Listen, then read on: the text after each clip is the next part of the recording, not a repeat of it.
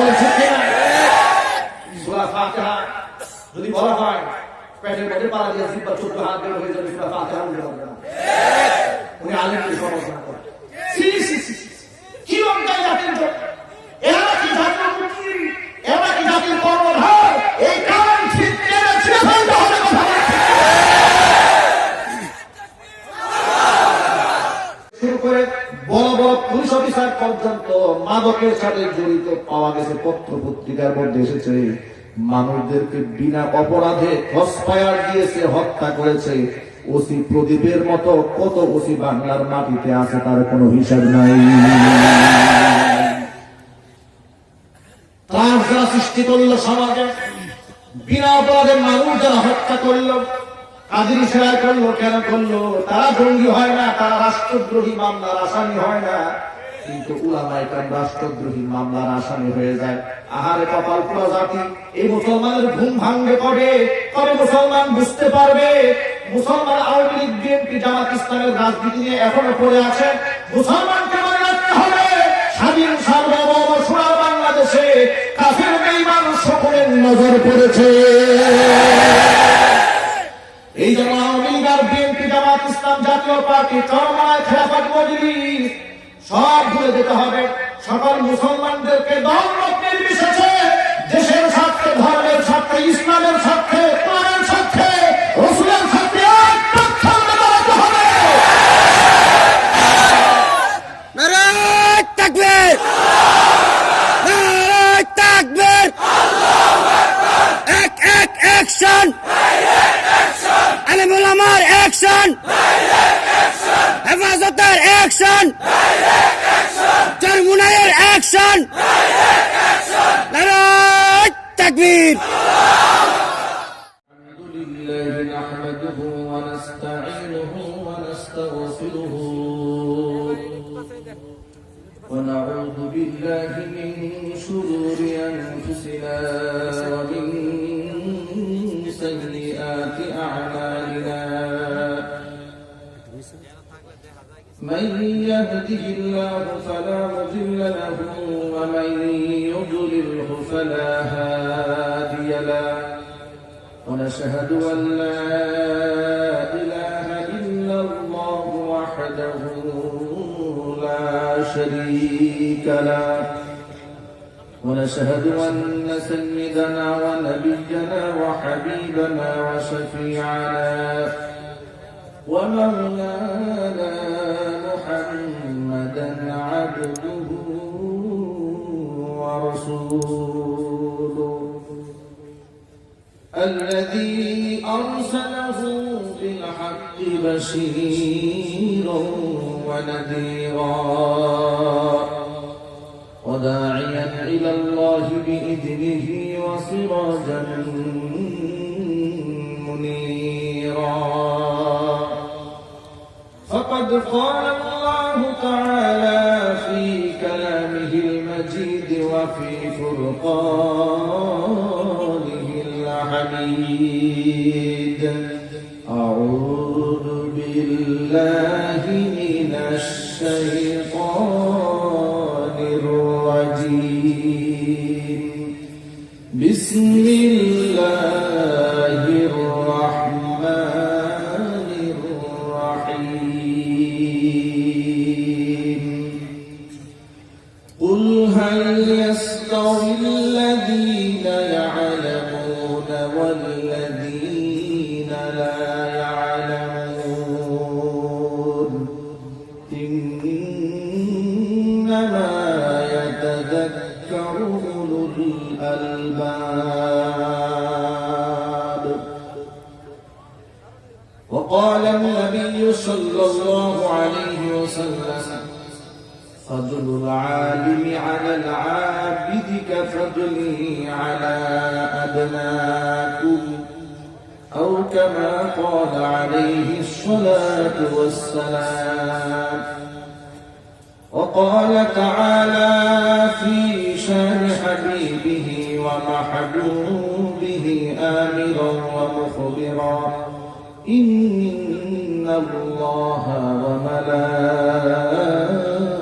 وملائكته يصلون على على النبي يا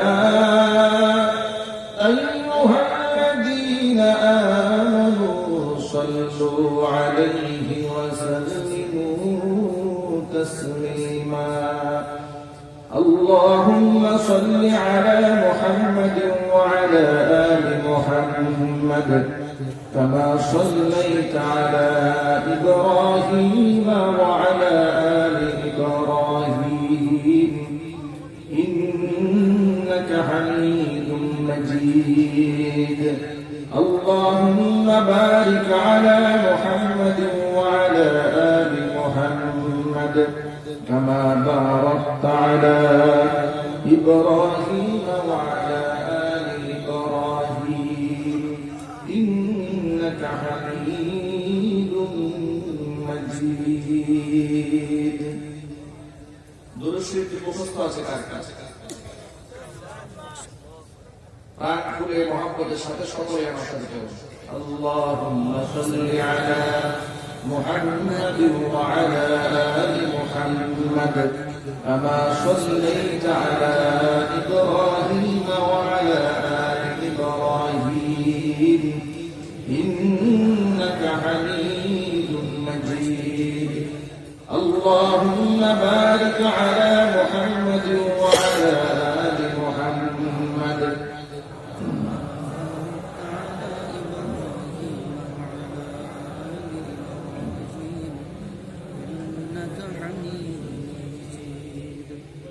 তুমি কত সুন্দর কি করে বুঝাই তুমি কত সুন্দর কি করে বুঝাই কোন ভাষা পাই না খুঁজে তোমার তুলনা তুমি নিজে তোমার তুলনা তুমি নিজে তুমি কত সুন্দর প্রভু কত সুন্দর কি করে বুঝাই বেকার প্রজাপতি গোলাপের মুখে কি করে দোলাই পাখা বুক ভরা সুখে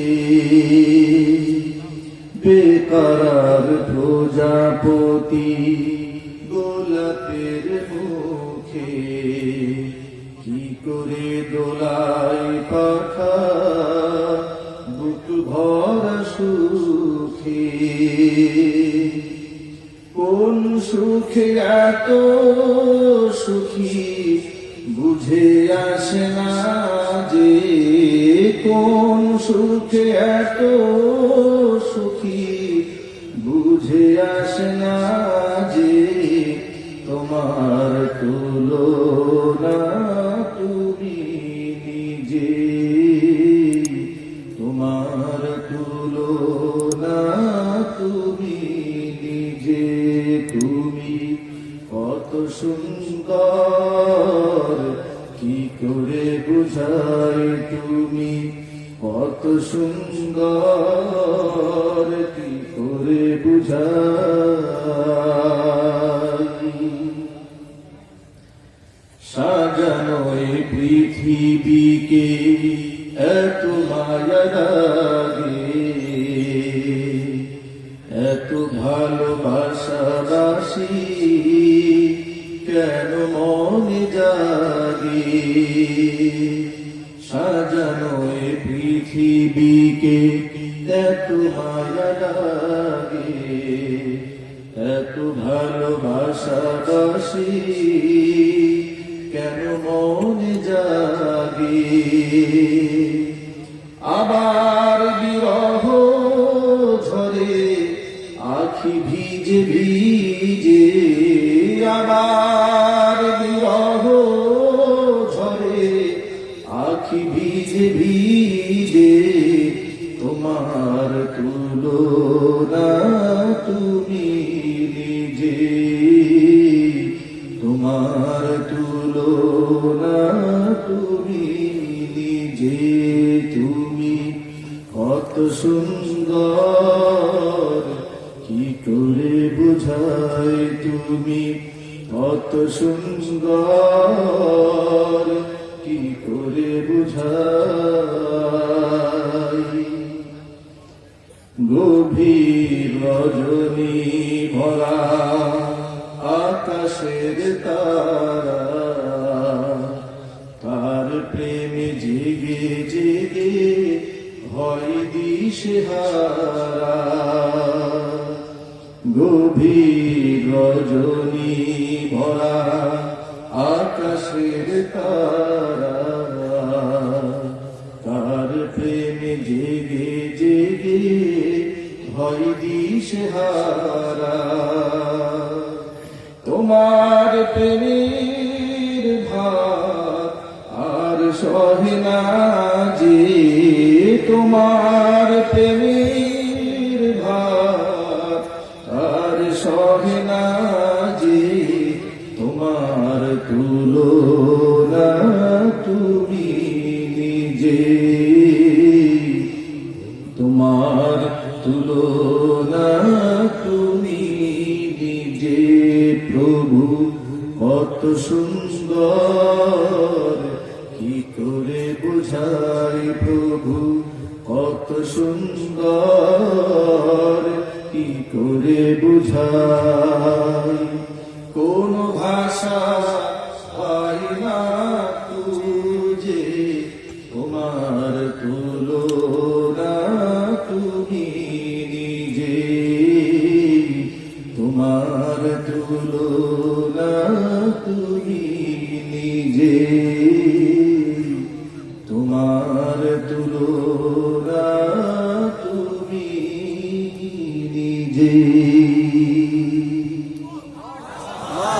মহান আল্লাহ রাব্বুল আলামিনের দরবারে আলী শানে লাখ কোটি শুকর গুজার করছি শ্রদ্ধায় সিজদারত হচ্ছি যে মহান আল্লাহ তাবারক ওয়া তাআলা মুসলিম উম্মার এই ক্রান্তি লগ্নে দুর্দিনে গোটা বিশ্বময় বৈশ্বিক মহামারী করোনায় আক্রান্ত হওয়ার এমন মৌসুমের মধ্যে আল্লাহ পাক আমাদেরকে সুস্থতার নিয়ামত দান করে কোরআন এবং সুন্নাহর এত সুন্দর আলোকিত পরিবেশে জমে বসে কোরআন শোনার এবং আলোচনা করার তৌফিক দান করেছেন।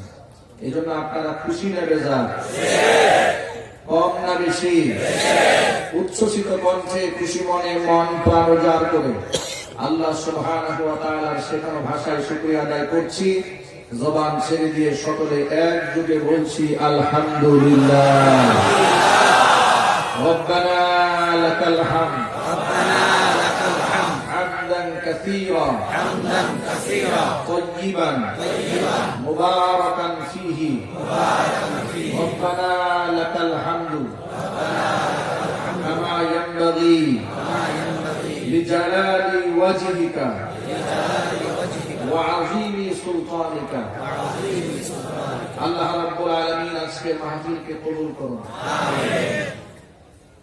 যারা মাহফিলের আয়োজন করেছেন আর দূর দরাজ থেকে যারা শোনার জন্য এসেছেন, আজকে মাহফিলের ওসিলা করে আল্লাহ সুবহানাহু ওয়া তাআলা সকলের জিন্দেগির গুনাহ খাতা মাফ করে দিন। আজকে মাহফিলে যিনি সভাপতি, তিনি এসেছিলেন অসুস্থতার দরুন তিনি চলে গিয়েছেন। দোয়া চেয়েছে আমাদের সকলের কাছে, আমরা দোয়া করছি আল্লাহ রাব্বুল আলামিন যেন তাকে শিফায়ে কামিলা আজিলে কুল্লিয়া নসিব করেন। আমিন।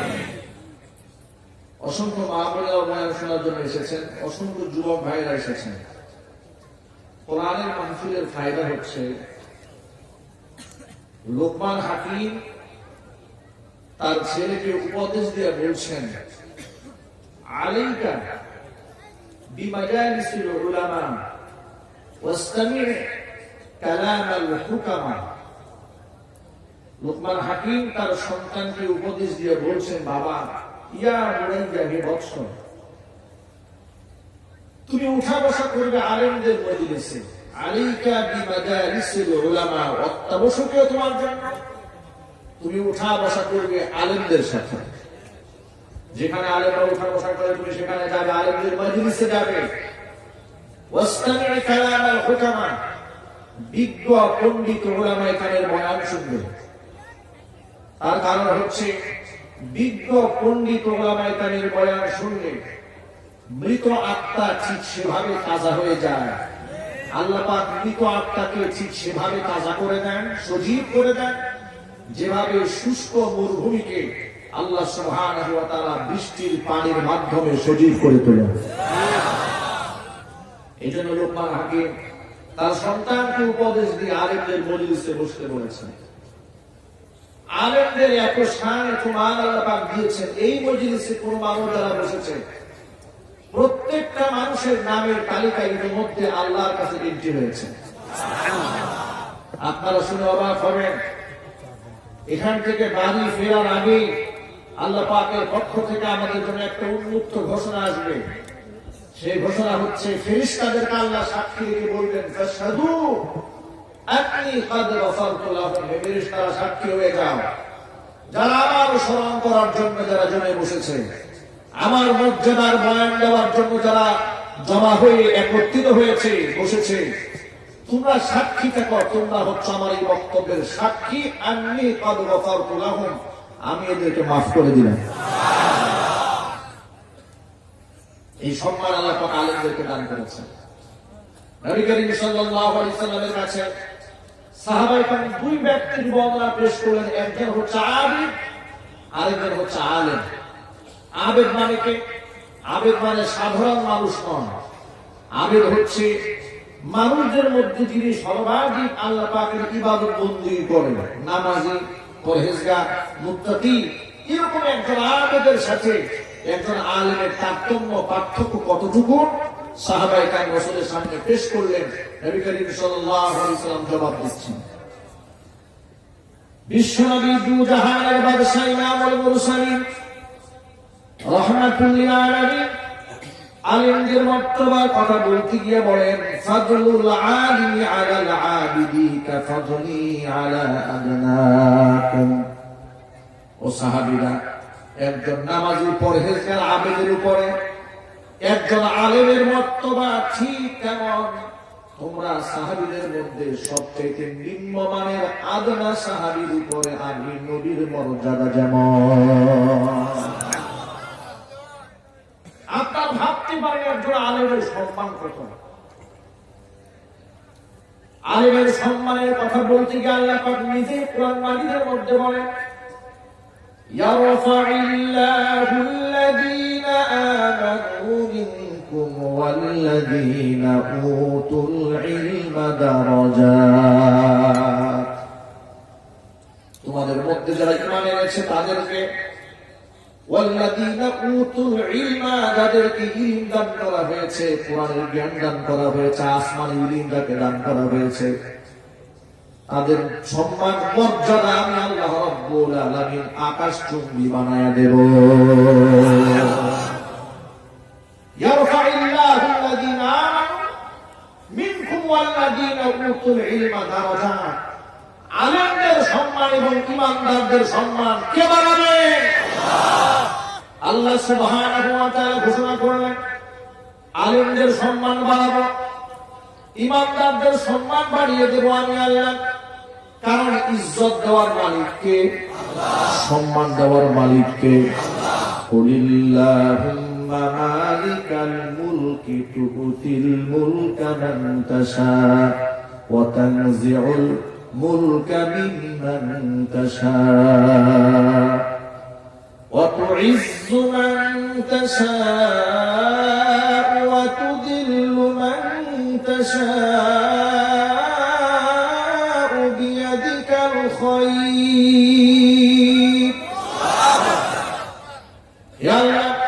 তুমি হচ্ছ রাজত্বের মালিক, যাকে খুশি তাকে তুমি রাজত্ব দাও, ক্ষমতা দাও, যার থেকে খুশি তার থেকে রাজত্ব তুমি ছিনিয়েও নিতে পারো। তুইজ্জু মান তাশা ওয়া তুযিল্লু মান তাশা, যাকে খুশি আল্লাহ তুমি সম্মান দাও, যার থেকে খুশি তার কাছ থেকে সম্মান তুমি ছিনিয়ে নাও। ভাইরা আমার, আপনারা বলেন সম্মান দেওয়ার মালিক কে? আল্লাহ পাক অন্য আয়াতের মধ্যে বলেন মান কানা ইউরিদুল ইজ্জাতা ফালিল্লাহিল ইজ্জাতু জামিআ। কোন ব্যক্তি যদি সম্মান চায়, কোন ব্যক্তি যদি মর্যাদা কামনা করে, সে যেন জেনে রাখে সকল মর্যাদার মালিক হচ্ছে আমি আল্লাহ সুবহানাহু ওয়া তাআলা। জোরে জোরে বলেন সুবহানাল্লাহ। সকল সম্মানের মালিককে আল্লাহ, সকল ইজ্জতের মালিককে আল্লাহ। এরপরে কোরআন মাজিদ আল্লাহ সুবহানাহু ওয়া তাআলা আলাদা করে মুমিন মুসলমানের সম্মানের কথা বলতে গিয়ে আল্লাহ সুবহানাহু ওয়া তাআলা বলেন, লক্ষ্য করেন কোরআন মাজিদ আল্লাহ পাক বলছেন ওয়ালিল্লাহি ইজ্জাতু ওয়া লিরাসূলিহি ওয়া লিল মুমিনিনা ওয়ালাকিন্নাল মুনাফিকিনা লা ইয়াফকাহুন। আল্লাহ পাক বলেন সম্মান হচ্ছে আমি আল্লাহর, তার সম্মান আমাদের বলতে হবে সম্মান হলো আমি আল্লাহর, সম্মান হচ্ছে আমি আল্লাহ রাসূলের, সম্মান হচ্ছে আমার ঈমানদার বান্দাদের। ওয়ালাকিন্নাল মুনাফিকিনা লা ইয়াফকাহুন, কিন্তু জমিনের মধ্যে মুনাফিক যারা তারা সেই এই বিষয়টা উপলব্ধি করে না। ঈমানদার বান্দাদের সম্মান রয়েছে, রাসূলের সম্মান রয়েছে, সম্মান রয়েছে উলামায়ে কেরামদেরকে। এই সম্মানটা কে দিয়েছেন? এবং এটা আল্লাহ পাক ঘোষণা করেছেন।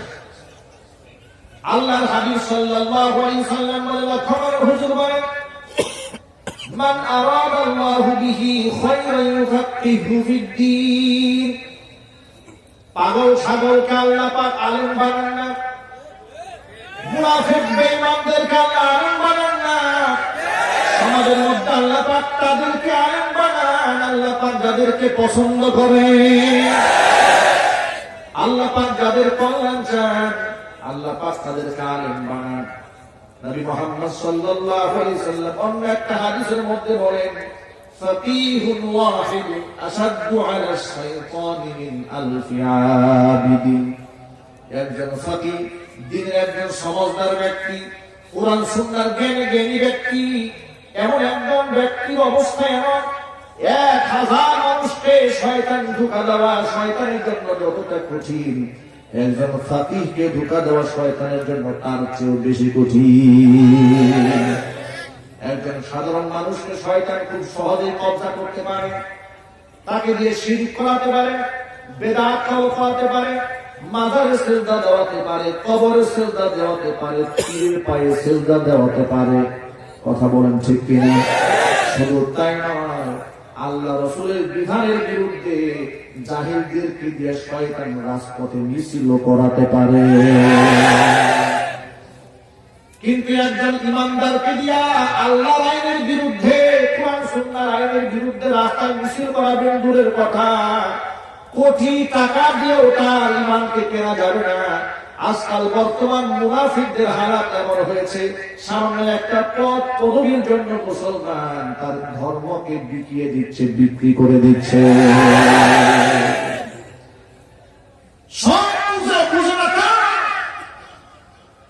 ভালো করে জানি এটা হারাম কাজ, ভালো করে জানি এটা হালাল কাজ, এরপরেও শুধুমাত্র দলীয় স্বার্থে, নিজের স্বার্থে, গদি চিকাবার স্বার্থে, ক্ষমতার স্বার্থে, কাফের বেঈমানদের পক্ষ থেকে প্রশংসা পাওয়ার স্বার্থে নিজের ধর্মকে জলাঞ্জলি দিয়া কুফরি বক্তব্যের স্লোগান দেয়, এমন মুনাফিক সমাজে আছে না? না ও যুবক ভাইরা আমার, ভালো করে শুনে রাখেন, ইজ্জতের মালিক আল্লাহ, সম্মানের মালিক আল্লাহ। আপনি যে টাকা পয়সা ধন সম্পদ অর্জন করছেন, ধর্মকে বিক্রি করে দিয়ে আপনি সম্মান চাচ্ছেন, আল্লাহ পছন্দ করে বলি, এর মাধ্যমে আপনি সম্মান পাবেন না, সম্মান পাবেন না। ইসলামকে আঘাত যারা করেছে, আল্লাহকে যারা গালি দিয়েছে, ধর্মের বিরুদ্ধে যত বড় নেতা, যত বড় কর্মী, যত বড় শক্তিশালী ব্যক্তি অবস্থান নিয়েছে, জমিন থেকে আল্লাহ পাক তাকে জুতা পিটা করে বিদায় করে দিয়েছে। প্রিয় ভাইরা আমার, কোরআন মাজিদ আল্লাহ রাব্বুল আলামিন বলেন, এই কথাটা মুনাফিকরা বুঝে না। ইজ্জত দেওয়ার মালিক কে? আল্লাহ। সম্মান দেওয়ার মালিক কে? আল্লাহ। ওরা আমার আলিমের সম্মান নিয়ে খেলে, ওরা আবার আলিমদেরকে খেলার জন্য ডাকে। কথা বলেন। এবার কোরআন শরীফ আল্লাহ কি বলেন শোনেন। আল্লাহ সুবহানাহু ওয়া তাআলা বলেন, কুল হাল ইয়াস্তাবিল্লাযীনা ইয়া'লামুনা ওয়াল্লাযীনা লা ইয়া'লামুন ইন্নামা ইয়াতাযাক্কারু উলুল আলবাব।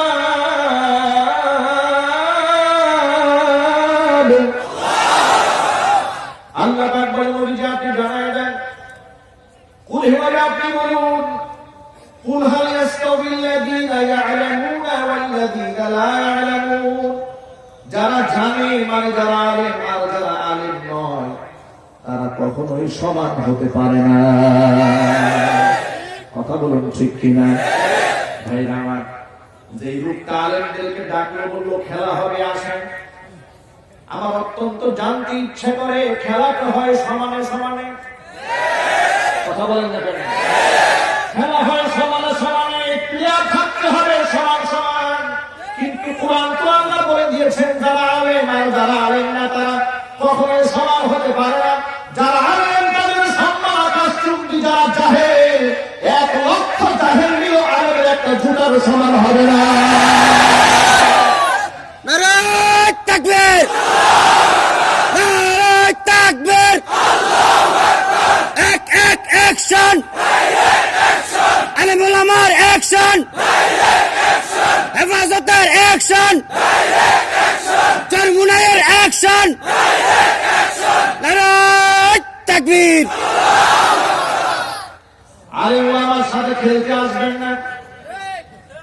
আলেম ওলামার সাথে খেলা করা মানে রাসূলের সাথে খেলার ঘোষণা দেওয়া, নবীজির সাথে খেলার ঘোষণা দেওয়া মানে হচ্ছে আল্লাহর সাথে খেলার ঘোষণা দেওয়া। আল্লাহর সাথে খেলার ঘোষণা দিয়েছিল নমরুদ। কথা বলেন। অত্যন্ত দামি জিনিসের পিঠানি খাওয়ায়া জমিন থেকে বিদায় করে দিয়েছিলেন। সেই দামি জিনিসটার নাম কি? ইতিহাস স্মরণ রাখতে হবে। আল্লাহ রাসূল কোরআন সুন্নাহর বিরুদ্ধে যুদ্ধের ঘোষণা দিয়েছে।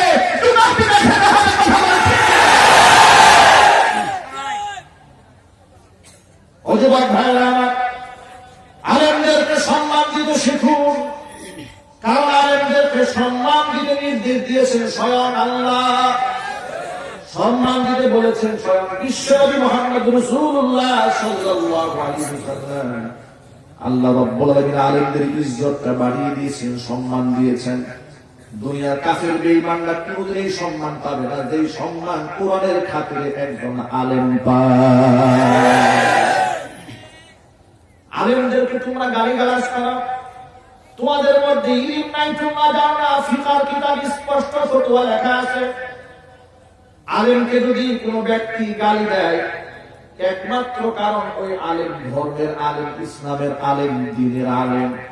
শুধুমাত্র আলেম হওয়ার কারণে একজন ব্যক্তিকে যদি কেউ গালি দেয়, ফিকার কিতাবের মধ্যে স্পষ্ট লেখা আছে সেই ব্যক্তি ঈমান হারা, বেঈমান, মুরতাদ হয়ে যায়। সাবধান হয়ে যান, সাবধান হয়ে যান। বিশ্বনবী সাল্লাল্লাহু আলাইহি ওয়াসাল্লাম বলেছেন, সিবাবুল মুসলিমি ফুসুকুন ওয়া কিতালুহু কুফরুন। কোন মুসলমানকে গালিগালাজ করা, গালি দেওয়া এটা হচ্ছে পাপাচার, কবিরা গুনাহ। আর মুসলমানকে হত্যা করা এটা হলো কুফরি। হত্যা করা যেমন কুফরি, কোন মুসলমানকে হত্যার হুমকি দেওয়াটাও ঈমান বিধ্বংসী কবিরা গুনাহ। কথা বলেন ঠিক কিনা? প্রতিনিয়ত আলেমদের বিরুদ্ধে বিশ্বকার করে যাচ্ছে। আলেমদেরকে গালি দেয় তারা, জিনা এবং ধর্ষণের সেঞ্চুরি করে যারা, চান্দাবাজার মাস্তানিতে গোটা বাংলাদেশ সহ বিশ্ব রেকর্ড করে যারা, আলেমদেরকে গালি দেয় তারা। ও মুসলমান ভাইরা, আলেমরা হচ্ছে জাতির শ্রেষ্ঠ সন্তান। কথা বলেন ঠিক কিনা? আলেমদের চুরির রেকর্ড নাই, আছে নাকি? টেন্ডারবাজির রেকর্ড নাই, খুনাখুনির রেকর্ড নাই। হাজার হাজার লক্ষ লক্ষ মাদ্রাসার মধ্যে লক্ষ লক্ষ ছাত্র লেখাপড়া করে একটা মাদ্রাসার নাম বলেন, যে মাদ্রাসার জমি দখল নিয়ে কিংবা ছাত্ররা নিজেরা গ্রুপিং করে দাও নিয়ে, খন্তা নিয়ে, সাপল নিয়ে, ডেগার নিয়ে, পিস্তল নিয়ে দৌড়দৌড়ি করেছে, বাংলার সীমানার মধ্যে এমন একটা মাদ্রাসা আছে? যদি বলতে হবে এমন একটা মাদ্রাসা আছে যেখানে মাদকের ব্যবসা হয়, এমন একটা মাদ্রাসা আছে যেখান থেকে মাস্তান তৈরি হয়, জঙ্গিবাদ তৈরি হয়, খুনি তৈরি হয়, ধর্ষক তৈরি হয়। আমি তো আল্লাহ তাআলা কসম করলে আমাকে কাফারা দিতে হবে না। সরকার যখন গোটা বাংলাদেশে টেকনাফ থেকে তেতুলিয়া, রূপসা থেকে পাথুরিয়া পর্যন্ত মাদকের বিরুদ্ধে জিরো টলারেন্স নীতি অবলম্বন করে মাঠে ময়দানে সরকারের বাহিনী নামিয়ে দিয়েছিলেন, তখন গোটা বাংলাদেশের স্কুল, কলেজ, বিশ্ববিদ্যালয়, সচিবালয় থেকে শুরু করে, মন্ত্রণালয় থেকে শুরু করে বড় বড় পুলিশ অফিসার পর্যন্ত মাদকের সাথে জড়িত পাওয়া গেছে। পত্র পত্রিকার মধ্যে এসেছে, মানুষদেরকে বিনা অপরাধে ক্রসফায়ার দিয়েছে, হত্যা করেছে। ওসি প্রদীপের মতো কত ওসি বাংলার মাটিতে আছে তার কোনো হিসাব নাই। ত্রাস যারা সৃষ্টি করলো সমাজে, বিনা অপরাধে মানুষ যারা হত্যা করলো, কাদের ইশারা করলো, কেন করলো? তারা জঙ্গি হয় না, তারা রাষ্ট্রদ্রোহী মামলার আসামি হয় না, কিন্তু উলামায়ে কেরাম রাষ্ট্রদ্রোহী মামলার আসামি হয়ে যায়। আহারে কপাল পুরা জাতি! এই মুসলমানের ঘুম ভাঙবে কবে? কবে মুসলমান বুঝতে পারবে মুসলমান আওয়ামী লীগ, বিএনপি, জামাত ইসলামের রাজনীতি নিয়ে এখনো পড়ে আছে? মুসলমানকে মনে রাখতে হবে, স্বাধীন সার্বভৌম সোনার বাংলাদেশে কাফের বেঈমান সকলের নজর পড়েছে। এই জন্য আওয়ামী লীগ আর বিএনপি, জামাত ইসলাম, জাতীয় পার্টি, চরমনায়, খেলাফত মজলিস সব ভুলে যেতে হবে। সকল মুসলমানদেরকে দল মত নির্বিশেষে দেশের স্বার্থে, ধর্মের স্বার্থে, ইসলামের স্বার্থে, কোরআনের স্বার্থে, রাসূলের স্বার্থে এক পক্ষে দাঁড়াতে হবে।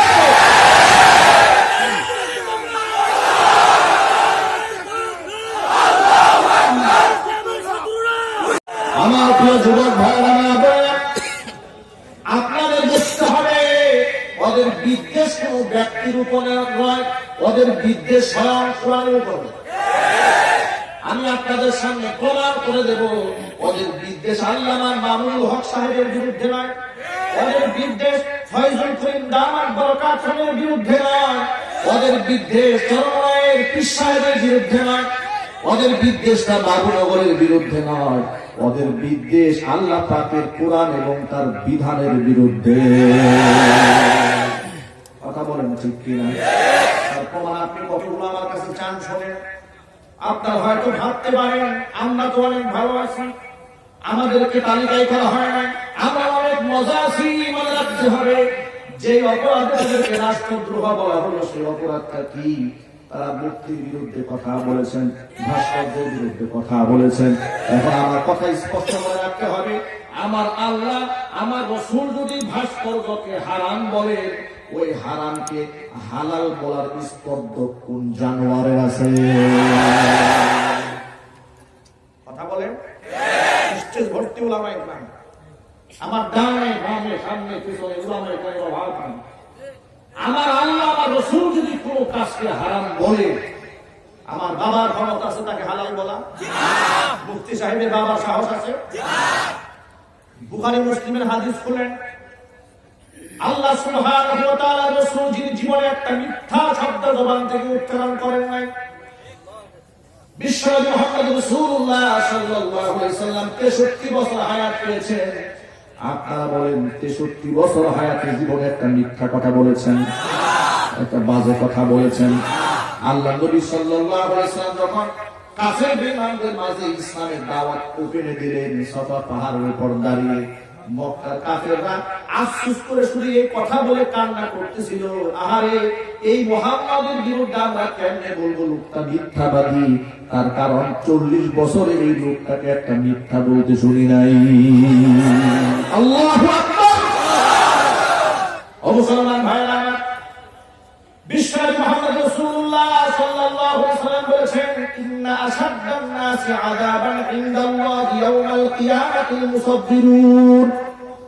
কিয়ামতের মাঠে জাহান্নামে যাদের সাজা সবচেয়ে বেশি দেওয়া হবে, তাদের মধ্যে অন্যতম ওই সমস্ত ব্যক্তি যারা এই দুনিয়ার মধ্যে প্রাণীর ছবি অঙ্কন করেছে, যারা ভাস্কর বানিয়েছে, যারা ভাস্কর্য বানিয়েছে, মূর্তি যারা বানিয়েছে, ছবি যারা আঁকিয়েছে, ওই সমস্ত ব্যক্তিদেরকে জাহান্নামের মধ্যে চূড়ান্ত পর্যায়ে শাস্তি দেওয়া হবে। এই কথাটাকে আমি বললাম, কথা বলেন কেন? এই কথাকে আমি বলেছি। এখানে স্টেজের উলামা ইকরাম আছে, তারা সাক্ষী দেবেন এই কথা আল্লাহ রাসূল বলেছেন কিনা বলতে হবে। রাসূল যে কথা বলেছেন তার পক্ষে সাক্ষী উলামা ইকরাম হাত তুলেন। দেখো, সমস্ত উলামা ইকরাম সাক্ষী দিচ্ছে রাসূল বলেছেন ছবি অঙ্কনকারী ভাস্কর্য বানায় সর্বোচ্চ শাস্তির সম্মুখীন হবে। এটা জানার পরে আমাকে হালাল বলতে হবে? কথা বলে না কেন? এটা জানার পরে আমার নেতার খুশির জন্য আমাকে হালাল বলতে হবে? হালালকে হালাল আর হারামকে হারাম বলতে হবে। এই মূলনীতি যারা মানতে পারবে না, আল্লাহর কসম করে বলি, তারা ইসলাম ধর্মে দাঁড়িয়ে অধিকার রাখে না। নারে তাকবীর, নারে তাকবীর। ইসলামের শত্রুরা, ইসলামের শত্রুরা, ভারতের দালালেরা, নারে তাকবীর। আপনাদেরকে ফিকির একটা মূলনীতি বলে দিয়ে মনে রাখবেন মৃত্যু পর্যন্ত। একটা মূলনীতি আপনাদেরকে বলে দিয়ে, কোন ব্যক্তি যদি ইসলামের কোন বিধানকে না মানে, যে বিষয়টা ফরজ কিংবা ওয়াজিব, যদি সেই ব্যক্তি না মানে, তাহলে সে কাফের হবে না, সে হবে ফাসিক। কি হবে? আমি মূলনীতি ভুল বললে আমার ডান পাশে বসে সাহেব বসে আছে, এখানে উলামা ইকরাম আছে। ফিকহের মূলনীতি হচ্ছে, কোন ব্যক্তি যদি শরীয়তের ফরজ বিধানকে, ওয়াজিব বিধানকে লঙ্ঘন করে, অস্বীকার করে না, লঙ্ঘন করে, মানে না, আমল করে না, তাহলে সেই ব্যক্তি কি হবে? ফাসিক হবে, কবিরা গুনাহগার হবে, কাফের হবে না। কিন্তু কোন ব্যক্তি যদি ইসলামের কোন বিধানকে অস্বীকার করে কিংবা ইসলামের নির্দেশিত জায়েজ বিষয়কে হালাল মনে করে, হারামকে হালাল মনে করে কিংবা হারামকে হালাল মনে করে, এমন বিশ্বাস যদি লালন করে, তাহলে সেই ব্যক্তি বেঈমান মুরতাদ হয়ে যাবে। কথা কি বুঝাতে পেরেছি? উদাহরণ দিয়ে বলি, যেমন দাড়ি রাখাটা ওয়াজিব, দাড়ি রাখা ওয়াজিব। কোন ব্যক্তি যদি শয়তানের ওয়াসওয়াসায় পড়ে দাড়ি না রাখে, সে কাফের হবে না। কিন্তু ফুকাহা ইকরাম সবাই বলেছেন সে ফাসিক হবে, কবিরা গুনাহগার হবে, তাকে তওবা করতে হবে। তওবা ছাড়া যদি সে মারা যায়, একটা গুনাহের জন্য ৭,০০০ বছর জাহান্নামের আগুনে পুড়তে হবে। ফুকাহা ইকরামের এই ঘোষণা যে কবিরা গুনাহের জন্য তওবা জরুরি, সগীরা গুনাহের জন্য তওবা জরুরি নয়। কারণ সগীরা গুনাহ আমলের মাধ্যমে আল্লাহ সুবহানাহু ওয়া তাআলা মাফ করে দেন। ফর এক্সাম্পল বলি আপনাদেরকে শোনেন, কোন মুসলমান যখন নামাজ পড়ার জন্য ওযু করে, এই হাত যখন মুসলমান ধৌত করে, হাত দিয়ে যত সগীরা গুনাহ করেছে, ওযুর পানির সাথে হাতে যখন ধৌত করে, ওযুর পানির সাথে হাত দিয়ে যত গুনাহ করেছে, আল্লাহ সুবহানাহু ওয়া তাআলা পরিষ্কার করে দেন। মুখমণ্ডল যখন ধৌত করে, এই চোখ দিয়া মুখ দিয়া যত সগীরা গুনাহ করেছে, ওযুর পানির সাথে দিয়ে চলে যায়। পা যখন ধৌত করে, ওযুর পানির সাথে পা থেকে যখন পানি বয়ে পড়ে যায়, সগীরা গুনাহগুলো পা থেকে জোরে জোরে পড়ে যায়। জোরে জোরে বলেন সুবহানাল্লাহ। কিন্তু গুনাহে কবিরা যেগুলো, এই সমস্ত কবিরা গুনাহ তওবা ছাড়া মাফ হয় না। তওবা করলে আল্লাহ এমন ভাবে নিষ্পাপ বানিয়ে দেয়। বিশ্বনবী সাল্লাল্লাহু আলাইহি ওয়াসাল্লাম বলেছেন, আত্তাইবু মিনাদ যামবি কামান লা যামবা লা। কোন ব্যক্তি যদি খাস দিলে আল্লাহর কাছে তওবা করে, আল্লাহর কাছে কান্নাকাটি করে, রব্বুল আলামিন, গুনার সাগরে হাবুডুবু খেয়েছি, তুমি আমার রব, তুমি ছাড়া আমাকে কেউ মাফ করতে পারবে না, এমন ভাবে রুনাজারি করে বান্দা যদি কান্দে, আল্লাহর হাবিব বলেন তওবা আল্লাহর কাছে এমন ভাবে মঞ্জুর হয়ে যায়, তার আমল নামার মধ্যে কোনো গুনাহই থাকে না। আল্লাহ পাক নিরাশাকে নিষেধ করেছেন। আল্লাহ পাক বলেন, কুল ইয়া ইবাদিয়াল্লাযীনা আসরাফু আলা আনফুসিহিম লা তাকনাতু মির রাহমাতিল্লাহ। ও আমার বান্দারা, যারা কবিরা গুনাহ করে নিজের উপর জুলুম করেছো, লা তাকনাতু মিন রাহমাতিল্লাহ, আমি আল্লাহর রহমত থেকে নিরাশ হও না, আমি আল্লাহর দিকেই ফিরে আসো। আমি আল্লাহ হচ্ছি সেই মহান সত্তা, তওবা করলে যিনি সব গুনাহ মাফ করে দেই। প্রিয় ভাইরা আমার, যত মানুষ এখানে আমরা এসেছি, আমাদের সবার জীবনে সগীরা কবিরা কিছু না কিছু কম বেশি গুনাহ আছে না নাই? আরো জোরে বলেন। আপনার হয়তো ভাবতে পারেন যে আলেমদের গায়ে কোনো গুনাহ নাই। অবশ্য আলেমরাও মানুষ। দুনিয়াতে একমাত্র আম্বিয়া আলাইহিস সালাতু ওয়াস সালাম ছিলেন বেগুনাহ মাসুম। এছাড়া পৃথিবীতে যত মানুষ আছেন সমস্ত মানুষই গুনাহগার। কুল্লু বানি আদম খাত্তাবুন ওয়া খায়রুল খাত্তাইন আত-তাওয়াবুন। কিন্তু গুনাহগার মানুষের মধ্যে শ্রেষ্ঠ মানুষ তারা যারা তওবা করে আল্লাহর দিকে ফিরে আসে। ভুল না করে তারা মানুষ। মানুষের আরবি হচ্ছে ইনসান। আরবি কি? ইনসান হচ্ছে মানুষ, নিসিয়ান হচ্ছে তার মূল ধাতু। মানুষের মূল প্রতিপাদ্য বিষয়টা হচ্ছে মানুষ ভুল করবে, কিন্তু যারা ভুল করে তওবা করে ফিরে আসে তারা হচ্ছে আল্লাহ পাকের শ্রেষ্ঠ মাহবুব বান্দা। যারা ভুল করে ভুলের উপর অটল থাকে এরা হচ্ছে শয়তান। এরা কি করে বলতে হবে? এরা কি? এরা হচ্ছে শয়তান। আদম আলাইহিস সালাতু ওয়াস সালামকে যখন আল্লাহ সিজদা করতে বলেছেন ফেরেশতাদেরকে, সকলে সিজদা করেছিল। মাঝখান থেকে আকাশ দিয়ে সিজদা করেনি। ভুলের উপর অটল ছিল। অদ্যাবধি ভুলের উপর অটল থাকার কারণে সে হচ্ছে শয়তান। কথা বলুন ঠিক কিনা? ইতিহাস আপনারা শুনেছেন, 101টা খুন করার পরেও তওবা করার কারণে আল্লাহ পাক তাকে মাফ করে দিয়েছেন। সুবহানাল্লাহ বলেন। ভাইরা আমার, এই জন্য আমাদের আমল-নামা গুনাহগুলো আমাদেরকে মাফ করাতে হবে। গুনাহ জারি করে তওবা করতে হবে। তওবা কবুল হওয়ার জন্য কয়েকটা শর্ত আছে, এটা আপনাদের মাথায় রাখেন। এক নাম্বার হচ্ছে যে গুনাহ বান্দা করেছে তাৎক্ষণিক সেই গুনাহকে ছেড়ে দিতে হবে। যত যুবক ভাইরা এখানে এসেছেন, মুখের মধ্যে দাড়ি, ইবাদতটা বড় গুরুত্বপূর্ণ ইবাদত। এটা হেলাই খেলাই ছেড়ে দেওয়ার মতো ইবাদত না। অনেক ভাইরা এটাকে সুন্নত মনে করে অবহেলা করে, আসে না নাই? জোরে বলেন। ও মুসলমান ভাইরা আমার, বিশ্বাস করেন আল্লাহ নবী সাল্লাল্লাহু আলাইহি সাল্লাম দাড়ির ব্যাপারে হুকুম করেছেন, ফরজ করেছেন। এই জন্য দাড়ি রাখা, ফুকাহায়ে কেরামের ভাষায় দাড়ি রাখা হচ্ছে ওয়াজিব। দাড়ি অবশ্যই রাখতে হবে। এই দাড়ি যে ব্যক্তি কাটে সে হলো ফাসিক। আমরা ফাসিক হয়ে মরতে চাই না। আল্লাহ নবীর সুন্নাতকে সমাজে জিন্দা করে কিয়ামতের মাঠে নবীর আশিক হইয়া হুজুরের সুপারিশ পেতে চাই। রাজি আছেন কারা কারা? ইনশাআল্লাহ। আলহামদুলিল্লাহ। ভালো করে হাত তুলে আল্লাহ পাক আমাদের হাতকে কবুল করে নেন। সকলে বলি আল্লাহুম্মা আমিন। ভাইরা হাত নামান। ছোট্ট একটা কথা বলে নিন, তওবা তো আমরা করব। তওবা কবুল হওয়ার জন্য শর্তগুলো বলতেছিলাম। যে গুনাহ বান্দা করেছে তাৎক্ষণিকভাবে সেই গুনাহকে ছেড়ে দিতে হবে, এটা হলো 1 নাম্বার শর্ত। 2 নাম্বার হচ্ছে ঘটে যাওয়া গুনাহের জন্য আন্তরিকভাবে লজ্জিত হতে হবে, 2 নাম্বার। 3 নাম্বার হচ্ছে ভবিষ্যতে সেই গুনাহ করব না বলে দৃঢ় প্রত্যয় গ্রহণ করতে হবে। আর 4 নাম্বার শর্ত হচ্ছে যদি বান্দার হক সংশ্লিষ্ট বিষয় এর মধ্যে থেকে থাকে, বান্দার কাছে হক আদায় করে হক বুঝাই দিয়া বান্দার কাছ থেকে মাপ চেয়ে নিতে হবে।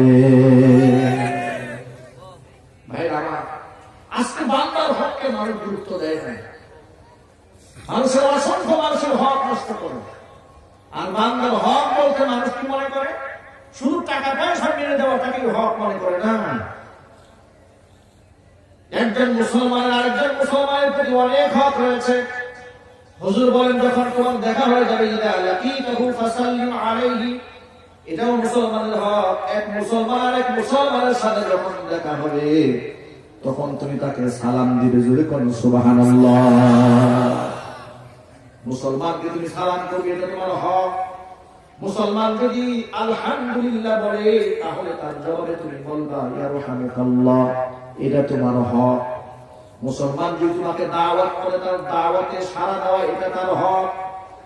তোমার একজন ভাই মুসলমান যদি অসুস্থ হয়ে যায় তাকে দেখতে যাবে, এটা তার হক, তার পাওনা। কোন মুসলমান ভাই যদি মারা যায় তার জানাজার নামাজের মধ্যে অংশগ্রহণ করা এটা তার প্রাপ্য অধিকার। এই হকগুলো পালন করবেন। বিশ্বনবী সাল্লাল্লাহু আলাইহি ওয়াসাল্লাম সালামের গুরুত্ব দিতে দিতে এত বেশি দিয়েছেন। আল্লাহর হাবিব বলেন, সাল্লিম আলা মান তারিফ ওয়া মান লাম তারিফ। তুমি যাকে চেনো তাকেও সালাম দাও, যাকে চেনো না তাকেও সালাম দাও। হুজুর বলেন, শুধু সালাম দিবে তাই নয়, আফসুস সালাম, মানুষের সমাজের মধ্যে সালামের প্রচার এবং প্রসার ঘটায় দাও। ও আতইমুত তুআম, মানুষদেরকে খাবার খাওয়াও। 3 নাম্বার রাসূল বলেন, ওয়াসাল্লু ওয়ান্নাসু নিয়াম। হুজুর 3টা আমল বলে দিলেন। 1 নাম্বার হচ্ছে আফসুস সালাম, সমাজের মধ্যে সালামের প্রচার এবং প্রসার ঘটায় দাও। ভাইরা আমার, সালাম একজনকে সালাম দেওয়ার নাম প্রচার করা না। প্রচার প্রসার কাকে বলে? একটা মাহফিল হয়, একটা অনুষ্ঠান হয়, রাস্তাঘাটে বারংবার মাইকে এলান করতে থাকে, এক শব্দ বারবার বারবার উচ্চারণ করতে হয়, এটাকে বলা হয় এলান, এটাকে বলা হয় প্রচার এবং প্রসার। ঠিক কিনা? হুজুর বলেছেন, সালামের প্রচার করো, সালামের প্রসার ঘটাও। সালাম পাওয়ার অপেক্ষায় থেকো না। আজকে তো আমাদের মধ্যে অহংকার ঢুকে গেছে। আমরা সবাই পা লম্বা করে দিয়ে থাকি যে আমাকে সবাই সালাম দিবে, আমি হলাম অফিসার সাহেব। কথা বলেন ঠিক কিনা? অফিসার সাহেব তার অধীনস্থ কর্মচারীদেরকে সালাম দিতে চায় না, অহংকার পেয়ে বসেছে। হুজুরের তার মুক্তাদিকে অনেক ক্ষেত্রে সালাম দিতে চায় না, অপেক্ষায় থাকে আমি হলাম হুজুর, উনি আমাকে সালাম দেবেন, অপেক্ষায় থাকেন। ভাইরা, চেয়ারম্যান সাহেব, এমপি সাহেব, মন্ত্রী সাহেব অপেক্ষায় থাকে অনেক ক্ষেত্রে যে আমি হলাম লিডার, আমি হলাম নেতা, সবাই আমাকে সালাম দেবে আর আমি হাত তুলে একটু এরকম কথা ঠিক কিনা? তারা মনে করে আমাদের বিরাট মর্যাদা। আপনারা বলেন আমার রাসূলের চেয়ে বেশি সম্মানিত পৃথিবীতে কেউ আছে? ভবিষ্যতে হবে। সেই নবীজি বলেন, মান বাদা বিস সালাম ফাকাদ বারিআ মিনাল কিবরি। যেই ব্যক্তি আগে সালাম দেয় ওই ব্যক্তি অহংকার থেকে মুক্ত হয়ে যায়। এই জন্য আগে আগে সালাম দিতে চাই। রাজি আছেন? কারা কারা দোহার দেখতে চায়? আল্লাহ পাক যেন কবুল করেন। জোরে কোন আল্লাহুম্মা আমিন। 1 নাম্বার কাজ হচ্ছে আফসুস সালাম, সালামের প্রচার ঘটাবেন। 2 নাম্বার কাজ হচ্ছে ওয়া আতইমুত তুআম, মানুষদেরকে খাবার খাওয়াবেন। এটা বড় দামি ইবাদত। অনেক ভাইদের কাজে দেখেছি নিজেদেরকে খুব চালাক মনে করে। 5-7 জন মিলে হোটেলে যদি খেতে যায়, নিজে তাড়াতাড়ি খানা শেষে আগে হোটেল থেকে বের হয়ে যায়। কথা বলেন ঠিক কিনা? খাবার খেয়ে দেখায় দেয় যিনি বিল করবে ওই যে ওনাকে ঢগাই দিয়ে, এরপরে বের হয়েছে মজাক করে বলতে আগে দিয়েছি আজকে ধরাই যায়। বিরাট কাম করেছেন। নিজেকে খুব চালাক মনে করে, আর যে লোকটা বিল দিচ্ছে সে তাকে বোকা মনে করে। রাসূল পাক সাল্লাল্লাহু আলাইহি ওয়াসাল্লাম বলেছেন, চালাক তো ওই ব্যক্তি যে ব্যক্তি অন্যকে খাবার আহার করায়। চিল্লাবেন আল্লাহু আকবার। এখন থেকে নিজে বিল দেওয়ার চেষ্টা করবেন। রাজি আছেন ইনশাআল্লাহ? মেহমানদারি করবেন। এটাও আম্বিয়া আলাইহিস সালাতু ওয়াস সালামের একটা গুরুত্বপূর্ণ আদর্শ, গুরুত্বপূর্ণ একটা আমল, মানুষদেরকে খাওয়ানো। নবী করিম সাল্লাল্লাহু আলাইহি ওয়াসাল্লাম মানুষদেরকে খাওয়াতে খাওয়াতে অবস্থা এই পর্যায়ে দাঁড়িয়েছে যে ঘরের মধ্যে পানি ছাড়া কোনো খাবার না। জাতির পিতা ইব্রাহিম আলাইহিস সালাতু ওয়াস সালাম মানুষদেরকে মেহমানদারি করাতে করাতে অবস্থা এই পর্যায়ে দাঁড়িয়েছে, ঘরের মধ্যে মেহমান না থাকলে রাস্তা থেকে লোক ধরে এনে এক দস্তরখানা খাবার খেতে বসতেন। এরপরে সুবহানাল্লাহ বলছেন। আমাদের বাড়ি ঘরে মেহমান আসলে আমাদের মা বোনরা রাগ হয়ে যায়, ঠিক কিনা? মা বোনদের চেহারা দিকে তাকানো যায় না, মেজাজ এত খারাপ। স্বামীর চেহারার দিকে ঘুরে পুষতে বলে তোমার আর খাইয়া দেওয়ার কাজ নাই। মেহমান বাড়ি নিয়ে আসো, আমার বাচ্চা কাচ্চা এই সেই দেখো না, চলে এদেরকে খাওয়াতে মেজাজ খারাপ হয়ে গেছে। স্বামী বেচারা ভয়ে হোটেল থেকে নাস্তা নিয়ে আসছে। বাস্তবতা আছে না? আবার কিছু বিয়া করে মেহমান আছে, মেজবানের বাড়ি থেকে উঠলে আর বাড়ি থেকে বেরোতে মনে চায় না, আছে না? নাই এই বিয়া করো আছে। আল্লাহ সুবহানাহু ওয়া তাআলা উভয়কে হেদায়েত দান করুন। একটা হাদিস আপনাদেরকে শোনায়। বিশ্বনবী সাল্লাল্লাহু আলাইহি সাল্লামের কাছে একজন মেহমান এলেন। আল্লাহর হাবিব সাল্লাল্লাহু আলাইহি সাল্লাম নিজের ঘরে নক করলেন। আয়েশা রাদিয়াল্লাহু তাআলা আনহার কাছে জানতে চাইলেন, আয়েশা রে, তোমার ঘরে কোনো খাবার আছে? আয়েশা রাদিয়াল্লাহু তাআলা আনহা বলেন, নবীজি, আমি আয়েশার ঘরে পানি ছাড়া কোনো খাবার নাই। আল্লাহর নবী হাফসা রাদিয়াল্লাহু তাআলা আনহার ঘরে নক করলেন। হাফসা রাদিয়াল্লাহু তাআলা আনহা একই জবাব দিলেন, নবীজি, পানি ছাড়া ঘরের মধ্যে কোনো খাবার নাই। এবার আনসারী সাহাবীদেরকে সামনে নিয়ে হুজুর বললেন, যেই ব্যক্তি এই লোকটাকে আজকে রাতে মেহমানদারি করাবে, ওই ব্যক্তির উপর আল্লাহ পাক রহমত নাজিল করবে। এই কথা শুনে আনসারী একজন সাহাবী আবেগে দাঁড়িয়ে গেলেন। দাঁড়িয়ে বললেন, নবীজি, তাকে আমি আমার বাড়িতে মেহমান বানিয়ে নিয়ে যাব। নবী করিম সাল্লাল্লাহু আলাইহি ওয়াসাল্লাম তার সাথে ওই আনসারী সাহাবীর সাথে বাড়িতে পাঠিয়ে দিলেন। মেহমান বাড়ি নিয়ে গেলেন। বাড়ি নিয়ে স্ত্রীকে একান্তে দেখে জিজ্ঞেস করেন, বিবিরে, ঘরের মধ্যে কি মেহমানদারি করার মতো খাবার আছে? ঘরের মধ্যে যে খাবার নাই তার খবর নাই। স্ত্রী স্বামীকে ডাক দেয়, বলে, বাচ্চার খানা আছে সামান্য একটু, শিশু বাচ্চার খাবার ছাড়া কোনো খাবার নাই। এই খাবার বাচ্চাকে না দিলে সারা রাত কান্না করবে। সাহাবী বলছেন, শোনা, আমার নবী বলেছেন, মেহমানদারি করলে আল্লাহর রহমত পাবো। এটা একটা সুবর্ণ সুযোগ। বাচ্চার খানাটা মেহমানকে খাওয়াবে, প্রয়োজনে সারা রাত বাচ্চাকে আদর করে রাখবো, কুলে করে রাখবো। মেহমানকে মেহমানদারি করাতে হবে, খাওয়াতে হবে। আবার আরেকটা আদর লক্ষ্য করে, মেহমান যখন খাবার খাবে, মেহমানের সাথে বসে খাবার খাওয়া, এটা হলো সুন্নাত। কারণ আপনি যদি মেহমানের সাথে খেতে না বসেন, মেহমান মনে মনে ভাবতে পারে বাড়িওয়ালার জন্য মনে হয় স্পেশাল খানা আছে। কথা বলেন ঠিক কিনা? অনেকে খেতে চান না, মেহমানের সাথে কিছুটা খাবারের শরীর করে, এতে মেহমান খুশি হয়, আন্তরিক হন খাবার খাওয়ার ক্ষেত্রে। না হয়তো লজ্জাবোধ করেন। ইসলাম কত সুন্দর, সুবহানাল্লাহ। ওই সাহাবী তো এটা জানে, মেহমানের জন্য খাবার আছে অল্প, আবার তিনি খাবারে শামিল হবেন কিভাবে। স্ত্রীকে বললেন, শোনো, আমি যখন মেহমানের সাথে খাবার খেতে বসবো, তুমি সুকৌশলে ঘরের বাতিটা নিভাইয়ে দিবা। ঘরের বাতি যখন বন্ধ হয়ে যাবে, অন্ধকারে কিছু দেখা যাবে না, আমি আমার প্লেটের মধ্যে খাই, হাত ঘোরাবো আর পানি দিয়ে এদিক সেদিক নাড়াচাড়া করবো। আমার মেহমান মনে করবে আমিও খানা খাচ্ছি। আল্লাহু আকবার।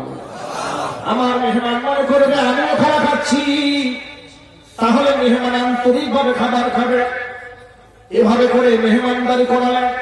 সকালবেলা ফজরের নামাজের পর এই সাহাবী মসজিদে নববীতে যখন গিয়েছেন, বিশ্বনবী দুজাহানের বাদশা ইমামুল মুরসালিন রাহমাতুল লিল আলামিন সাহাবীর চেহারার দিকে তাকিয়ে তাকিয়ে মুস্কি মুস্কি হাসতেছেন। সাহাবী সামনে গেলেন। আল্লাহর হাবিব সাল্লাল্লাহু আলাইহি ওয়াসাল্লাম বললেন, সাহাবী, গত রাতে তুমি আর তোমার স্ত্রী মেহমানের সাথে যা করেছো, সকল খবর আল্লাহ পাক জিবরাইল মারফত আমাকে জানিয়ে দিয়েছে। আল্লাহ পাক আমাকে জানিয়ে দিয়েছে, তুমি যে নিজে না খেয়ে সন্তানকে না খাইয়ে মেহমানকে খাবার খাইয়েছো, এই খবর আল্লাহ পাক আমাকে জানিয়ে দিয়েছে।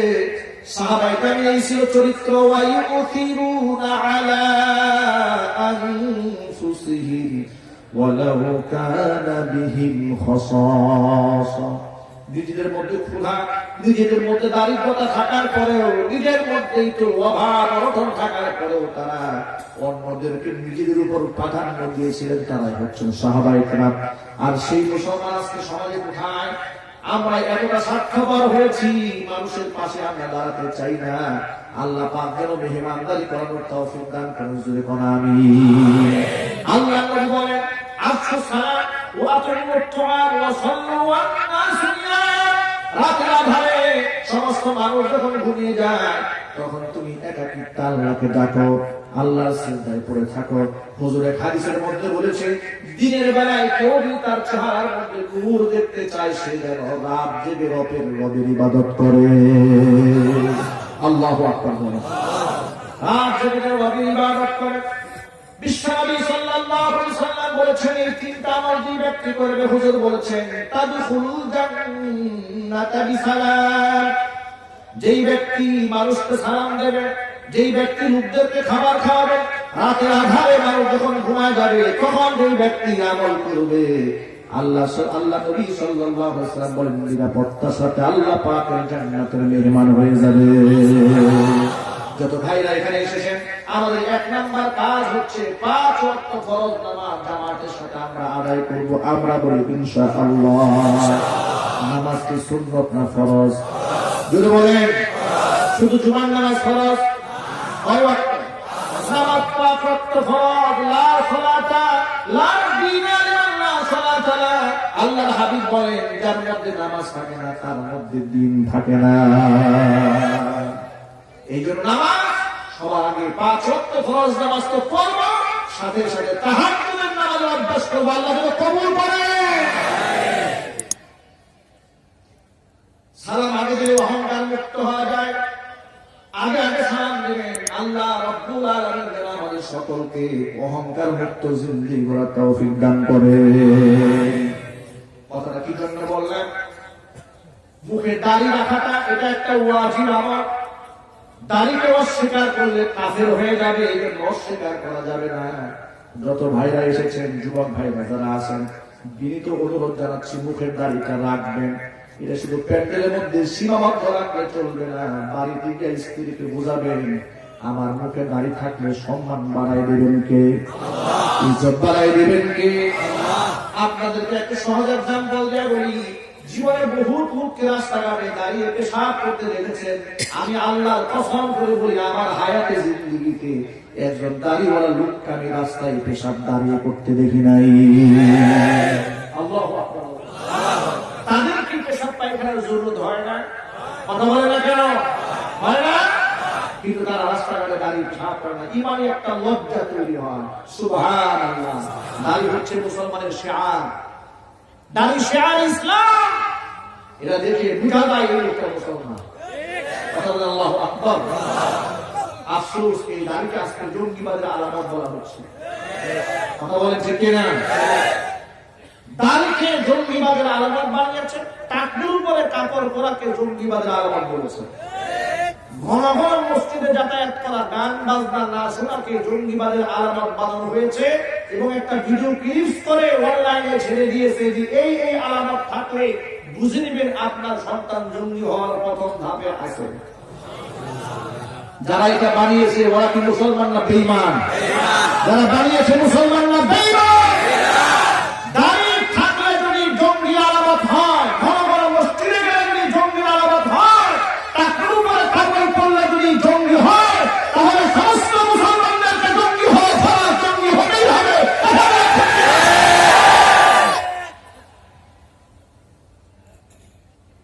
ভাইরা আমার, আমি আগেই বলেছি ওরা শুধুমাত্র কয়েকজন আলেমের বিরুদ্ধাচরণ করে তা না। ওরা কয়েকজন আলেমকে টার্গেট নিয়েছে, তার কারণ তাদের হুঙ্কারে, তাদের গর্জনে মুসলমানদের ঈমান জাগ্রত হয়ে যায়। এদেরকে দমন করলে ইসলামের কথা বলার কেউ থাকবে না। এই যে মেজাজের মধ্যে তৈরি হয়েছে, ওরা বুকার স্বর্গে বসবাস করে, ওরা জানে না এই দিন হলো আল্লাহর, কোরআন হলো আল্লাহ। আবু জেহেল উৎপাশাইরা ওয়ালিদ ইবনে মুগীরা 1400 বছর আগেই চেয়েছিল এই কোরআনের আওয়াজ যেন আর উচ্চারিত না হয়। কিন্তু আপনারা বলেন কোরআনের আওয়াজ আছে না নাই? কোরআনের আওয়াজ আছে। কোরআনের আওয়াজ ভবিষ্যতেও থাকবে। কোরআনের সাথে যারা আসবে জিরো থেকে হিরো হয়ে যাবে। কোরআনের সাথে যারা বিরোধ করবে তারা হিরো থেকে জিরো হয়ে যাবে। এমনকি নমরুদের মতো জুতা পিটাও খেতে হতে পারে। এই জন্য সকল ভাইদেরকে বলি, দ্বীনের স্বার্থে থেকে আমরা এক হতে পারি না। কথা বলে না? আমি জুড়ে বলা, আস্তে বলার ইখতিলাফকে আমরা এই মুহূর্তের জন্য ভুলে যেতে পারি না। ওয়াহাবি সুন্নি দ্বন্দ্ব কি ভুলে যেতে পারি না? কওমি আলিয়া দ্বন্দ্ব কি ভুলে যেতে পারি না? আমরা কি আওয়ামী লীগ, বিএনপি, জাতীয় পার্টি, জামাত ইসলাম রাজনৈতিক মনোদর্শকে মাথায় রাখার পরেও শুধুমাত্র ইসলামের স্বার্থে, কোরআনের স্বার্থে, দ্বীনের স্বার্থে, ইসলামী আদর্শের ক্ষেত্রে এক হয়ে যেতে পারি কিনা? এক হতে পারি? কারা কারা তো হাত দেখতে চায়? আল্লাহ পাক যেন সকলকে দ্বীনের জন্য কবুল করেন। আর রাসূলুল্লাহ আমিন। ও মুসলমান ভাইরা, এই জন্য আলেমদের সাথে সম্পর্ক রাখবেন। লোকমান আলাইহিস সালাতু ওয়াসসালাম তার ছেলেকে বলছেন, ইয়া বুনাইয়া, ও আমার ছেলে, তুমি আলেমদের মজলিসে উঠা বসা করবে, আলেমদের শিক্ষিত আলেমদের কথাবার্তা শুনবে। শিক্ষিত আলেমদের কথাবার্তা শুনলে আল্লাহ সুবহানাহু ওয়া তাআলা মৃত জমিনকে বৃষ্টির পানি দিয়ে যেন আবাদ করে দেয়, তরতাজা করে দেয়। আলেমদের বয়ান শুনলে মরা অন্তর আল্লাহ পাক সেইভাবে তাজা বানায়া দেয়। গোটা বাংলাদেশে এই জন্য যেখানে কোরআনের শিক্ষা রয়েছে, যেখানে কোরআনের আদর্শ রয়েছে, সেই জায়গার মধ্যে কোনদিন একজন মাদক সেবী তৈরি হয় না, সেই জায়গায় কোন গুন্ডা তৈরি হয় না, মাস্তান তৈরি হয় না। এই জন্য মাদ্রাসায় যেহেতু গুন্ডা নাই, মাস্তান নাই, গুন্ডা মাস্তানদের সাথে আলেম ও ওলামারা খেলতেও রাজি নয়। কথা বলেন ঠিক কিনা? ও মুসলমান ভাইরা, আমি আমার মা বোনদেরকে বলছি, মা বোনরা যারা বয়ান শুনতে এসেছেন, জান্নাতের পথে যদি আপনারা চলতে চান, জান্নাতে যদি যেতে চান, জাহান্নামের আগুন থেকে যদি বাঁচতে চান, আলেমদেরকে ভালোবাসুন। কারণ উলামায়ে কেরাম হচ্ছে নবীগণের ওয়ারিস। আর এক মুনাফিক বাংলাদেশে বলেছে, পত্র পত্রিকায় দেখেছেন, মিডিয়াতে প্রচারিত হয়েছে, আলেমদের নাকি ফতোয়া দেওয়ার অধিকার নাই। ভাইরা, আলেমদের ফতোয়া দেওয়ার অধিকার নেই। ফতোয়াটা দেবে কে? কথা বলেন এখন আপনারা। আলেমরা ফতোয়া দেওয়ার অধিকার নাই, তো ফতোয়াটা দেবে কে? গাঁজা করে জাহেলে যে বলেছে যে আলেমদের ফতোয়া দেওয়ার অধিকার না, জাতির সামনে তাকে তওবা করতে হবে। আলেমরা ফতোয়া দিবে না। ফতোয়া দিবে তোমার বাবা। কোরআন পড়লো আলেমরা, হাদিস পড়লো আলেমরা, ফতোয়া দিবে তুমি।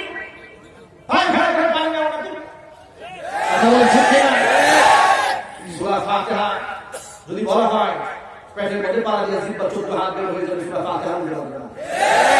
উনি আলেমদের সমালোচনা করেন। কি অন্যায় জাতির জন্য?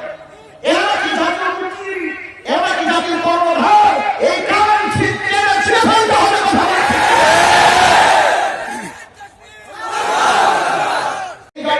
আলেমদেরকে সম্মান করবো, কারণ আলেমগণ নবীগণের ওয়ারিস।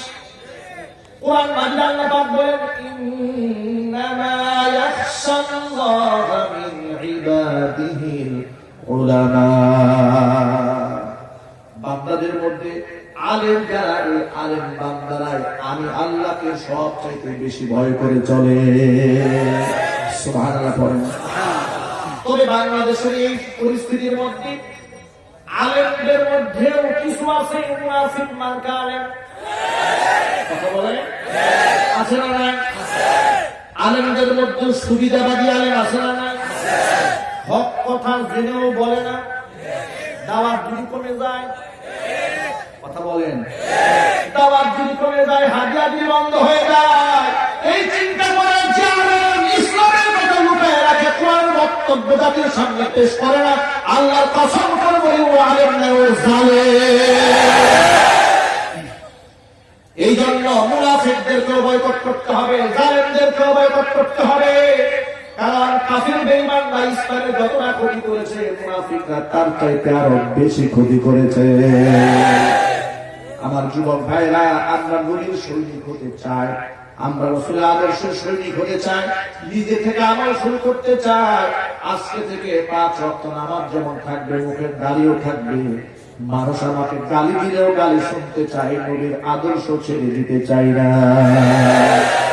আমার মা বোনরা বয়ান শোনার জন্য এসেছেন, মা বোনদেরকে বলবো, একজন সন্তান হলেও কোরআনের হাফেজ বানাবার স্বপ্ন দেখেন। কথা বলে, একজন সন্তান হলেও আলেম বানাবার স্বপ্ন দেখেন, নিজের চোখে তার কর্ম বুঝতে পারবেন। যদি আপনার সন্তানকে আল্লাহ পাক কোরআনের জন্য কবুল করে নেন, আপনার এই সন্তান জীবনে আপনার চোখের দিকে চোখ রাঙিয়ে তাকিয়ে কথা বলবে না, আপনার সন্তান আপনাকে গালি দেবে না। যে সন্তানটা হাফেজ কোরআন হবে, সেই সন্তানটা আপনার খেদমত করাটাকে জান্নাতে যাওয়ার ওসিলা মনে করবে। আপনাকে বৃদ্ধাশ্রমে যেতে হবে না। আমাদের গাজীপুরে বৃদ্ধাশ্রম আছে না নাই? আমার কথা বিশ্বাস যদি না হয়, বৃদ্ধাশ্রমে একটু ঘুরে আসেন, গিয়ে দেখবেন আর্মির মা, মেজরের মা, ডাক্তারের মা, ইঞ্জিনিয়ারের মা, ব্যারিস্টারের মা, প্রফেসরের বাবা মা বৃদ্ধাশ্রমে পাওয়া যায়, কিন্তু হাফিজের মা, আলেমের মা গোটা দুনিয়া খুঁজে বৃদ্ধাশ্রমে পাওয়া যাবে না। ওরা শিক্ষিত হতে হতে জানতে জানতে জানোয়ার হয়ে গিয়েছে। কথা বলেন ঠিক কিনা? তার কারণ তাদের মধ্যে দিন নাই, তাদের মধ্যে ঈমান নাই। এই জন্য সকল ভাইদেরকে সতর্ক করে দিয়া বলি, এই দিন তো দিন নয়, দিন তো সামনে পড়ে আছে। এই জীবনটা জীবন নয়, লম্বা জীবন সামনে পড়ে আছে। এই জীবনটা সংক্ষিপ্ত সময়ের জিন্দিগি। এই জীবনের বাস্তবতা বড় কঠিন। গত সপ্তাহে পত্রিকায় পাতা আপনারা দেখেছেন, স্বামী যেদিন বিবাহ করেছে, বউ ভাতের দিন স্বামী জমিন থেকে বিদায় হয়ে গেছে। সংবাদ পাওয়া মাত্র স্ত্রী জায়গায় বেহুশ হয়েছেন, হসপিটালে তাকে ভর্তি করা হয়েছে। কত বড় নির্মম জিন্দিগি। পৃথিবীর বাস্তবতা বড় কঠিন। আজকেও দেখলাম পত্রিকায় পাতায় দেখলাম, নোয়াখালী কুমিল্লাতে 14 গ্রামে বাবা লাশ হয়ে পড়ে আছে। সন্তানরা বাবার লাশকে 3 দিন ধরে আটকায় রেখেছে, দাফন করতে দেয় না।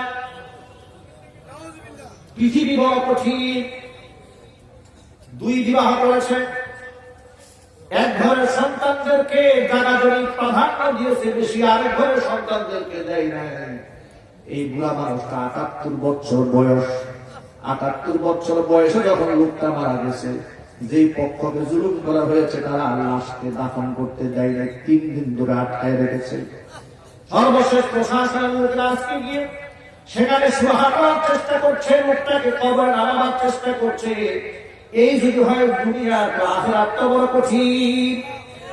বান্দার হকের ব্যাপারে যত্নবান হয়ে যান। আমি বান্দার হকের কথাই বলতেছি না, বান্দার হকের ব্যাপারে যত্নবান হয়ে যান। নবী করিম সাল্লাল্লাহু আলাইহি ওয়াসাল্লাম প্রশ্ন করলেন, সাহাবীরা বলো তো, মালিল মুফলিস, সর্বহারা কারা? সবচাইতে অসহায়কে, সবচাইতে ফকিরকে, সবচাইতে বড় মিসকিনকে? সাহাবায়ে কেরাম জবাব দিয়ে বলছেন, নবীজি, আল্লাযী লা দীনারা ওয়ালা দিরহামা, তার টাকা নাই, পয়সা নাই, সেই তো ফকির। আল্লাহর হাবিব বলেন না, জবাব মোটেও ঠিক হলো না।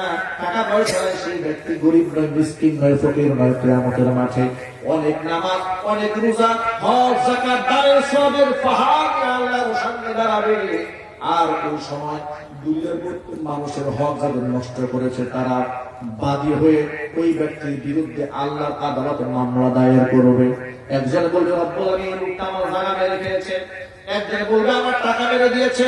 একজন বলবে, এই লোকটা আমাকে মিথ্যা মামলা দিয়ে জেলখানা আসামি বানিয়েছে। আরেকজন বলবে, আমার মিথ্যা সাক্ষ্য দিয়ে আমাকে দিনের পর দিন কারারুদ্ধ করে রেখে দিয়েছে। এইরকম জালেম বাংলার জমিনে আছে না? এই সমস্ত ব্যক্তিদের ছাড় দেওয়া হবে না। কিয়ামতের মাঠে আল্লাহ সুবহানাহু ওয়া তাআলা বলবেন, বান্দা বিনিময় ফিরিয়ে দাও। বান্দা বলবে, রব্বুল আলামিন, টাকা নাই, পয়সা নাই, কি ফিরিয়ে দেব? আল্লাহ পাক বলেন, টাকা পয়সা যদি না থাকে, আমল নামার মধ্যে যে সওয়াবের পাহাড় নিয়ে দাঁড়ায়ছে, সওয়াব দিয়ে দাও। নামাজের সওয়াব শেষ হয়ে যাবে, যাকাতের সওয়াব শেষ হয়ে যাবে, হজের সওয়াব শেষ হবে। সব দিয়ে করতে করতে আমল নামা সুন্দর হয়ে যাবে, কিন্তু পাওনাদার তখনও বাকি। কিছু পাওনাদার বলে, রব্বুল আলামিন, আমি তো তার কাছে এখনো পাইছি, আমাকে তো দিও না। আল্লাহ পাক বলবেন, বান্দা তাড়াতাড়ি দিয়ে দে।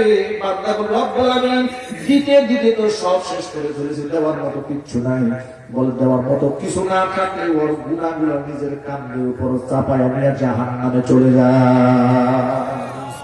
আল্লাহ পাক হচ্ছেন আহকামুল হাকিমিন, শেষ বিচারের দিন। কোরআন মাজিদে আল্লাহ পাক এর জন্য বলেছেন, আর-রহমানির রহিম,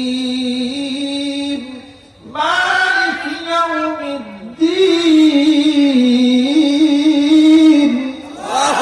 বিচার দিবসের মালিক তিনি, চূড়ান্ত ফয়সালা কিয়ামতের মাঠে হবে। ও যুবক ভাইয়েরা, আমার মা বোনেরা, সাবধান।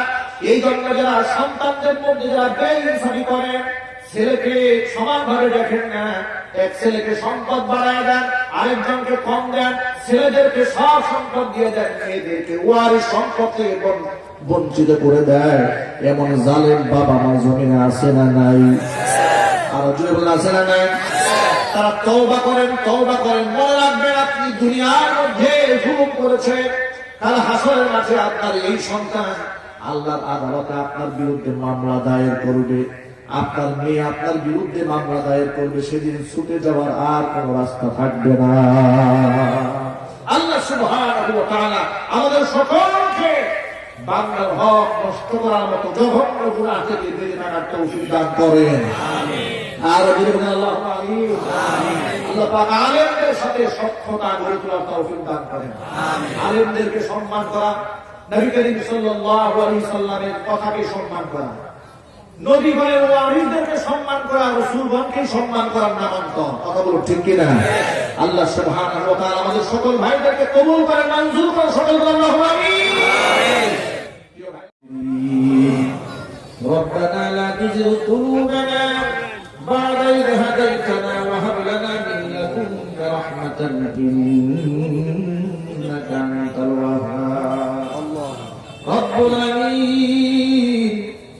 গভীর রাত, শীতের রাজনীতি, প্রচন্ড শীতের ভেতরে লম্বা সময় কোরআন সুন্নাহ নিয়ে আলোচনা করে তোমার শাহী দরবারে বড় আশা নিয়ে হাত দুখানা বাড়িয়ে দিয়েছি। মেহেরবানি করে আলোচনার ভুল বিয়াদবি ক্ষমা করে সওয়াবের হাদিয়াটি কবুল করে মঞ্জুর করে সোনার মদিনায় নবী পাকের রওজা মুবারকে পৌঁছিয়ে দাও। তামাম পৃথিবীর মাটির নিচে যত মুমিন মুমিনাত মুসলিমিন মুসলিমাত চির বিদায় হয়ে চলে গেছেন, তাদের আরওয়াহের উপর সওয়াবের হাদিয়াগুলো পৌঁছিয়ে দাও। আমাদের মা বাপ যাদের দুনিয়ার জমিন থেকে চলে গেছেন, মা বাবার কবরগুলোকে জান্নাতের টুকরায় পরিণত করে দাও। আত্মীয় স্বজন যারা অন্ধকার কবরে চলে গেছেন, কবর আযাবকে মাফ করে দাও। কাল হাসরে কঠিন ময়দানে মানুষ যেদিন পানি পানি বলে চিৎকার মারতে থাকবে, আল্লাহ তোমার হাবিবের হাতে হাতে কাউসারের ফয়সালা করে দাও। তোমার হাবিবের শাফাআত আমাদের সকলের জন্য ওয়াজিব বানিয়ে দাও। মাবুদ মা বান্দা বলেন শুনেছেন, পর্দার অন্তরাল থেকে মা বান্দাদেরকে মাফ করে দাও। নিঃসন্তানী মাকে সন্তান দান করো। স্বামী স্ত্রীর মধ্যে মহব্বত না থাকলে মহব্বত পয়দা করে দাও। যুবক ভাইদেরকে ইসলামের সিপাহসালার বানিয়ে দাও। বৃদ্ধ বাবাদের নিয়ে খেয়াল দারাজ করে দাও। ওলামায়ে কেরামের খিদমত ও ওয়াসাত আল্লাহ বৃদ্ধি করে দাও। তাদের প্রতিষ্ঠানকে কবুল করে নাও। গোটা দুনিয়াব্যাপী ইসলাম ও মুসলমানদের বিরুদ্ধে যে ষড়যন্ত্র চলছে, আল্লাহ তাআলা এই ষড়যন্ত্রের মধ্যে মুসলমানদেরকে বিজয় দান করে দাও। কাফের বেঈমানদের চক্রান্তকে ধ্বংস বানায় দাও। মুসলমানদেরকে এক হয়ে ময়দানে কাজ করার জন্য তৌফিক দান করে দাও।